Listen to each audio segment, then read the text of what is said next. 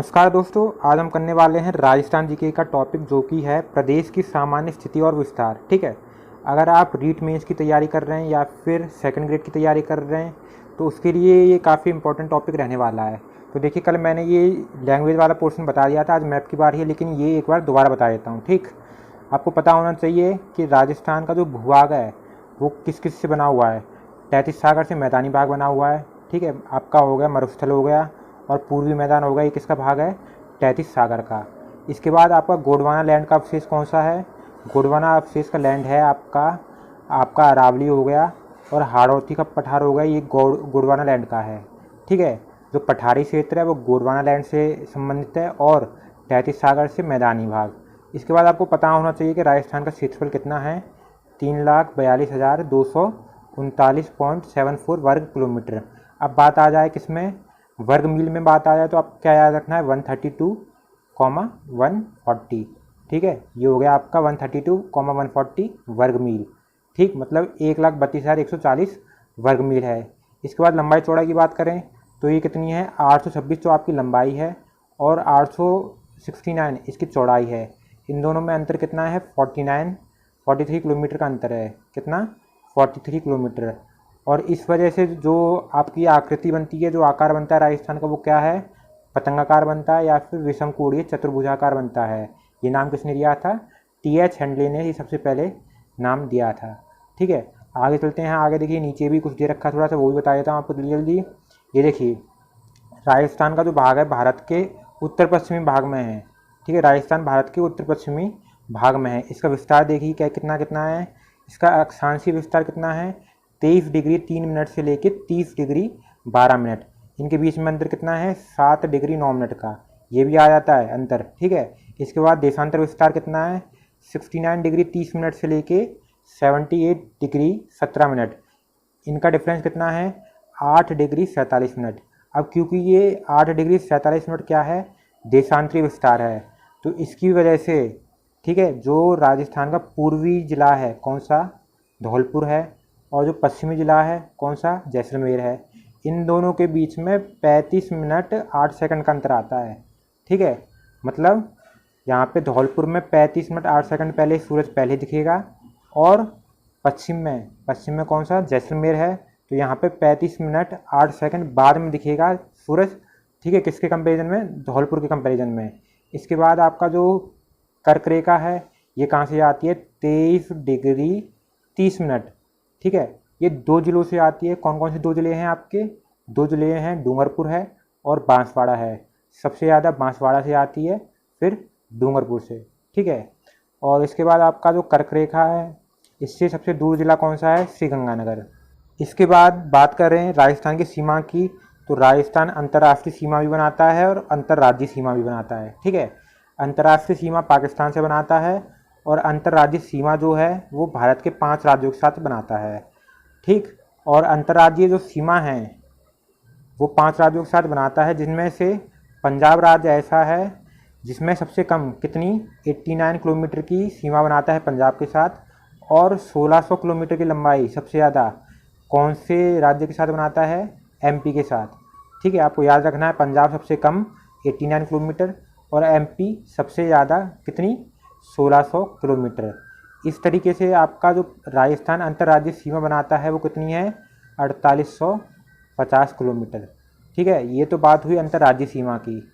अब अंतर्राष्ट्रीय सीमा की बात करते हैं, तो अंतर्राष्ट्रीय सीमा का नाम क्या है? रेड क्लिफ है। और ये रेड क्लिफ सीमा कब खींची गई थी? ये खींची गई थी 17 अगस्त 1947 को, हमारा देश जब आज़ाद हुआ था उससे 2 दिन बाद। ठीक है, तो इस तरीके से इसकी लंबाई कितनी हुई? इसकी लंबाई हो गई आपकी 1070 किलोमीटर। अब इन दोनों को मिलाएं तो कितना हो गया? 1070 किलोमीटर तो आपके अंतर्राष्ट्रीय है, और 4850 आपकी हो गई अंतर्राज्यीय है। तो इस तरीके से राजस्थान की कुल सीमा कितनी हो गई? इस तरीके से राजस्थान की कुल सीमा हो गई 5920 किलोमीटर की। ठीक है, इसके बाद आपको पता होना चाहिए कि राजस्थान के सबसे पूर्व में, पश्चिम में, उत्तर में, दक्षिण में कौन सा गांव है, कौन सी तहसील है और कौन सा ज़िला है। ठीक है, सबसे पहले बात करें सबसे उत्तर में, तो सबसे उत्तर में कौन सा गांव है? कोणा गांव है। ठीक है, तहसील कौन सी है? गंगानगर है, और ज़िला कौन सा है? श्री गंगानगर। इसके बाद बात करें पश्चिम में, तो पश्चिम में आपका गांव कौन सा पड़ेगा, कटरा गांव पड़ेगा। ठीक है, कटरा गांव पड़ेगा, सम तहसील पड़ेगी और जैसलमेर जिला पड़ेगा, किसमें, पश्चिम में। ठीक है, उत्तर हो गया, पश्चिम हो गया। अब बात करें पूरब की, तो पूरब में देखिए, पूरब में आपका गांव पड़ेगा, सिलाना गांव पड़ेगा। ठीक, और तहसील कौन सी है, राजाखेड़ा तहसील है, और ज़िला कौन सा है, धौलपुर है। ठीक है, इसके बाद बात करें सबसे दक्षिण में कौन सा ज़िला है, कौन सा तहसील है, कौन सा गांव है, तो ये देखिए गांव कौन सा है, बोरकुंड गांव है, कुशलगढ़ तहसील है, और ज़िला कौन सा है, बांसवाड़ा। ठीक है, इसके बाद क्या दे रखा है, ये देखिए, इसके बाद आपका कुछ कुछ पॉइंट दे रखे हैं वो बता देता हूँ आपको मैं। ठीक है, ये देखिए सबसे पहले यहाँ पे आते हैं, धौलपुर के बारे में दे रखा है। राज्य में सबसे पहले सूर्योदय और सबसे पहले सूर्यास्त होता है। ठीक है, क्योंकि मैंने बताया था सूर्यास्त और सूर्योदय सबसे जो पूरब में होगा उसमें होगा। पूरब में सबसे पूरब में कौन है, आपका धौलपुर है। ठीक है, और सबसे बाद में किसमें होगा, जो सबसे पश्चिम में होगा। पूरे सबसे पश्चिम में कौन है, आपका जैसलमेर है। इनके बीच में अंतर कितना होगा, ये भी मैंने आपको बताया था। ठीक है, नीचे बताया था कितना है, 35 मिनट और 8 सेकंड। ठीक है, धौलपुर और जैसलमेर कितना डिफरेंस है इसमें, 35 मिनट और 8 सेकंड का डिफरेंस है। ठीक है, ये याद रहेगा ना। अब आगे देखिए, आगे देखिए क्या दे रखा है, मध्य प्रदेश के साथ सर्वाधिक अंतर्राज्यीय सीमा कितनी, 1600 किलोमीटर लगती है, ये बता चुका हूँ मैं। ठीक है, और सबसे कम 89 किलोमीटर किसके साथ लगती है, पंजाब के साथ लगती है। इसके बाद देखिए क्या दे रखा है, प्रतापगढ़। प्रतापगढ़ सबसे नया ज़िला है, कौन सा, 33वां ज़िला है। कब बना था ये आपका बना था 26 जनवरी 2008 को। ठीक है, ये भी क्वेश्चन आ जाते हैं कि डायरेक्ट कि 33वां ज़िला प्रतापगढ़ कब बना था, तो आपको डेट पूरी याद रखनी है, 26 जनवरी 2008। अब बात आ जाए सबसे नया संभाग कौन सा है, तो वो आपको पता होना चाहिए, 7वां संभाग था, कौन सा, भरतपुर था। कब बना था, 2005 में। ठीक है, इसके बाद देखिए क्या दे रखा है, इसके बाद आपका उदयपुर का दे रखा है, आकार दे रखा है, किसके समान है, किस देश के समान है उदयपुर, ये ऑस्ट्रेलिया के समान दिखता है। ठीक है, इसके बाद 2 जिले दे रखे हैं, कौन कौन से, चित्तौड़गढ़ दे रखा है और अजमेर दे रखा है। ये जिले कैसे हैं, खंडित जिले हैं। ठीक है, इसके बाद देखिए क्या है, राज्य में सबसे बाद में सूर्योदय और अस्त, ये मैंने बता चुका हूँ। ठीक है, क्योंकि ये सबसे पश्चिम में है, तो सबसे पश्चिम में ही सबसे बाद में सूर्योदय होगा और अस्त भी सबसे बाद में होगा। ठीक है, खंडित जिले आपको पता चल गए होंगे कौन कौन से हैं, अजमेर है और चित्तौड़गढ़ है। ठीक है, ये भी याद रखना है, जो चित्तौड़गढ़ है वो ऐसा खंडित जिला है जो कि अंतर्राज्यीय सीमा बनाता है। ठीक है, किसके साथ बनाता है, एमपी के साथ ये अंतर्राज्यीय सीमा बनाता है। आगे देखिए, आगे दे रखा है जैसलमेर का।